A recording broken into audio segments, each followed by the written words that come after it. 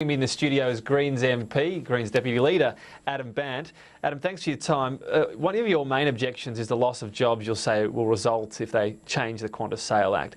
The crux of the Qantas business, though, is the domestic operations, and that would be the element that would be changed, that could become majority foreign-owned. Do you think those maintenance jobs will be lost offshore? Would it make economic sense to be flying planes elsewhere to have them serviced and then flying them back? Well, it wouldn't just be maintenance jobs. It could be the flight attendants, it could be the pilots, it could be the check-in crew, it could be the other ground crew as well. Look, our fundamental position is Australia is an island country. We make money from international tourism. We've got one of the world's safest airlines, if not the safest. It makes no sense to sell it off, not only from a jobs perspective, but from an economic perspective as well. Qantas is competing on an unlevel playing field. It is competing against airlines internationally that are heavily backed by their governments, and so when you're faced with the choice of how to level the playing field, you can level it down, as Tony Abbott's proposing to do, or you can level it up and look at the kind of support government could provide Qantas. Another argument we've heard put forward is that a foreign-owned Qantas would hurt because there are those situations where you need to get Australian citizens out of trouble or whatever it might be, but the international arm will still have to be majority Australian-owned. That argument doesn't really float, does it? Well, the international arm will only really have to have some on-paper connection with Australia, and that's only if the international arm wants to maintain preferred carrier status. Have a look at Virgin. It's overseas-owned, but it is treated for those similar purposes as being Australian because it's located here. All you really need is a registered head office. You don't need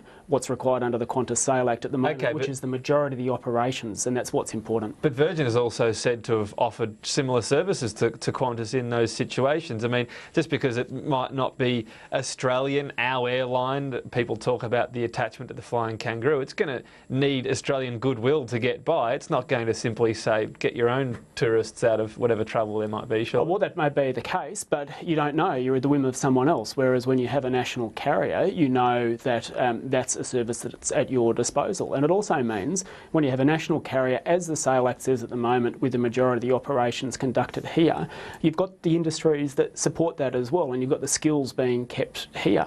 Virgin's under no obligation to have its aircraft serviced in a particular place, and if this legislation from Tony Abbott goes through, neither will Qantas. What are you proposing with this Senate inquiry? Would it be going through, in some sort of forensic sense, through the Qantas operations? Well, Tony Abbott's legislation is a job killer and we won't be supporting it. Now, the numbers are the numbers in the Senate. It is clear that not only are the Greens not going to support it, but now Labor and even the Palmer Party won't support it. But your proposal? And so there needs to be a plan B. The government said it hasn't got one, so the Greens are stepping up and the Senate can develop one. We will be moving for an inquiry into how to develop a plan to best support Qantas, and we want to look at all the options and look at what's happening around the world.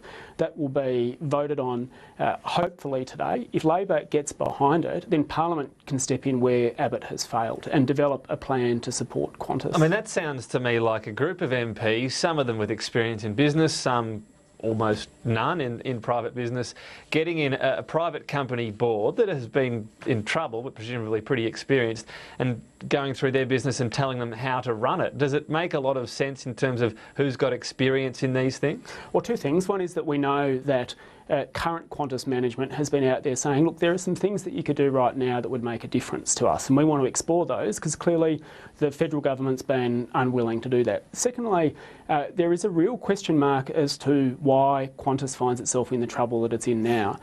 If it's because the government is making, the company is making business decisions to prop up loss-making ventures overseas, then there's a question mark about whether the Australian taxpayer should underwrite that. But if you can support it and keep jobs onshore, maybe we should do that. Okay, very quickly, any idea of Labor's support or otherwise for this? I am hopeful that this afternoon they will support it. It's obviously a matter for Labor, but we have the opportunity to get Qantas management in by the end of the week and we could start fixing the airline. We'll wait and see. Adam Bandt, thanks for your time today on Sky News. Thanks.